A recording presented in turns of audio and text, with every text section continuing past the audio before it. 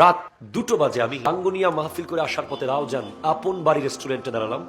অনেক ভালোবাসে, আমাকে মোহাব্বত করে, দিন মাযহাব মিল্লাতের জন্য আমাকে খাবার দাবার দিল রেস্টুরেন্টের মালিক। হঠাৎ করে আমাকে একটা যুবক এনে আমার সামনে দাঁড় করিয়ে দিল। আমাকে বলে, হুজুর, এই ছেলেটাকে আমরা অনেক বুঝিয়েছি, তুমি শুধরে যাও, তুমি শুধরে যাও, তুমি শুধরে যাও। আমরা সবাই বুঝিয়েছি, বহু রকম করে বুঝিয়েছি, কিন্তু কোনোভাবেই এই ছেলেকে আমরা সোজা করতে পারছি না। আমি বললাম, ব্যাপার কি? এই ছেলে কি অপরাধ করেছে? বলে, সে সারা দিন দোকানদারি মেসিয়ারি করে দোকানের কঠোর পরিশ্রম করে আর টাকাগুলো সব জুয়া খেলায় উড়িয়ে ফেলে। নাউজুবিল্লাহ বলবেন না? ব্যাটিং সাইডে ইন্টারনেটের মধ্যে সব টাকা সে শেষ করে দেয়। তার মাকে সে টাকা দেয় না। ইভেন মাঝে মাঝে সে টাকা কামাইতে না পারলে কাচের গ্লাস ভেঙে মায়ের কাছে গিয়ে বলে, আমি এখন আত্মহত্যা করবো না, টাকা দাও। হুজুর, আপনি একটু বোঝান। একটা কথা বলেছি, একটা কথা, শুধু একটা কথা তাকে আমি বলেছি, সে দিল দিয়ে শুনেছে আমার কথাটা।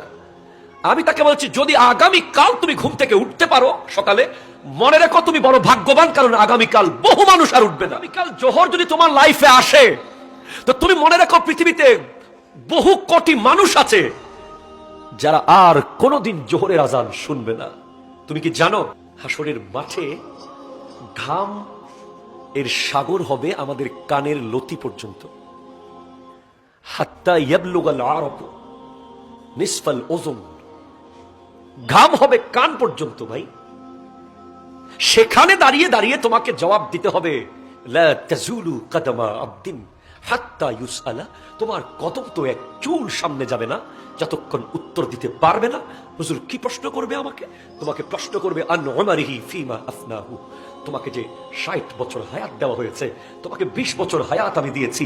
কত মানুষ মায়ের পেট থেকে পৃথিবী দেখতে পায় নাই, কত মানুষ মায়ের পেট থেকে এসে 3-4 দিন টিকতে পারে নাই, চলে গেছে। কত বাচ্চা 10 মাস 10 দিন পেটে থাকার পরে মৃত পৃথিবীতে এসেছে। কত বাচ্চা 1 বছর বয়সে দুনিয়া ছেড়ে চলে গেছে।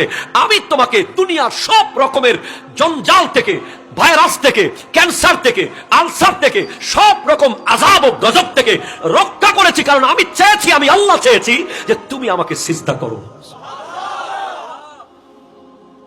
আমি আল্লাহ চেয়েছি তুমি আমার কোরআন তিলাওয়াত করো।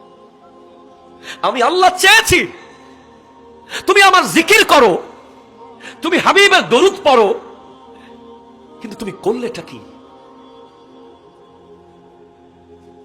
তুমি যদি মাথা ভেঙে ফেলো, 2022 সালের 3,15,36,000 সেকেন্ড যে তোমার জীবন থেকে চলে গেছে, তুমি যদি নতুন ব্রিজে গিয়ে মাথাটা ভাঙতে ভাঙতে বলো 2022-এর একটা জুমার দিন ফেরত আনতে চাও, 2022-এর একটা রাত তুমি আর কোনোদিন ফেরত আনতে পারবে না, চলে গেছে। চালাক মানুষকে জিজ্ঞেস করো যারা আখিরাতের দিকে চালাকি করে, যারা আখিরাতের ব্যাপারে সচেতন, তাদেরকে জিজ্ঞেস করো তোমার জীবনের সবচেয়ে বড় লস কোথায় হয়েছে। সে বলবে ব্যবসায়, সেটা সে বলবে না। চাকরি চলে গেছে, আর এটা কোনো লসই না। ব্যবসায় লস খেয়েছে, এটা কোনো লস না। বাড়ি ভূমিকম্পে ধসে গেছে, আরে কোনো লস না। ছেলে মারা গেছে, কোনো লস না। তো তোমার লাইফের সবচেয়ে বড় লসটা কি? একজন সচেতন আখিরাতমুখী মানুষ বলবে, আমার লাইফের সবচেয়ে বড় লস হলো আমার হায়াত চলে গেছে। তুমি কি করছো? আমি তাকে অনেক কথাই বলেছি, সব তো আর মনে পড়ছে না এখন। আমি তাকে বলেছি,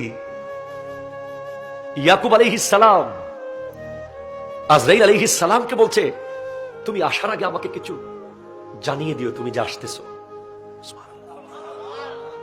হঠাৎ আজরাইল আলাইহিস সালাম এসে গেলেন। আসার পরে বলে, ইয়াকুব আলাইহিস সালাম বলছেন, তুমি বললে না আমাকে যে আসবে? তোমাকে না বলেছিলাম একটু বলে দিতে? বলে, কেন? আমি তো বলেছি আপনাকে আমি যে আসতেছি। কই বলেছো? কেন আপনি দেখেন নাই আপনার দাড়ি সাদা হয়ে গেছে? আপনার দাড়ি সাদা হওয়া মানে আজরাইল আসতেছে আলাইহিস সালাম। আপনার চামড়া ফ্যাকাশে হয়ে গেছে, আপনার চোখ ঝাপসা হয়ে গেছে, চশমা লাগতেছে আপনার এখন, আপনার কানে কম শুনছেন। যত দিন যাচ্ছে তত আজরাইল আপনার কাছে আসতেছে। ঠিক কিনা বলেন? বলেন। আরে আপনি আমি কি? আপনি আমি কি খুদ ওমর ইবনুল খাত্তাব রাদিয়াল্লাহু তাআলা, যিনি মুরিদ ও মুরাদ মুস্তাফা, মেহবুব ও মুহিব্বে মুস্তাফা, ফারুক আজম, উনি একটা লোক রেখেছেন ওনার সভায় যে প্রতিদিন ওনাকে শুধু বলবে, ওমর তুমি মারা যাবে। এই কথা স্মরণ করিয়ে দেওয়ার জন্য একজন লোক নিয়োগ করে রেখেছিলেন উনি। উনি যখন খেলাফত পরিচালনা করছেন, সবসময় যেন কাজের মাঝখানে মাঝখানে একজন লোক দাঁড়িয়ে বলতো, ওমর তোমার মৃত্যু হবে, ওমর তোমাকে চলে যেতে হবে। একজন রাষ্ট্র পরিচালক, একজন বিচারপতির সামনে যদি একজন মানুষ বলে তুমি কিন্তু মারা যাবে, তুমি কিন্তু মারা যাবে, সে কোনোদিন আর অন্যায় বিচার করতে, এই কথা আমরা ভুলে যাই বলেই অন্যায়গুলো করি। একদিন ওই ব্যক্তিকে ফারুক আজম বলছেন, আজকে থেকে তোমার চাকরি শেষ, চলে যাও। কেন, আপনাকে কি স্মরণ করিয়ে দেব না মৃত্যুর কথা? বলেন না, তোমার চাকরি আরেকজন পালন করা শুরু করেছে। কে? এই যে দেখো আমার দাড়ি সাদা হয়েছে, এই দাড়ি এখন ওমরকে প্রতিদিন বলে, ওমর তুমি মারা যাবে। ভাই কি হবে বলেন তো? কি এমন হয়ে যাবে?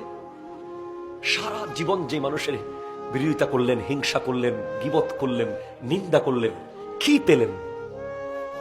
কিছুই পেলেন না, বরং জানাজার নামাজ একটা মানুষ কমে গেছে।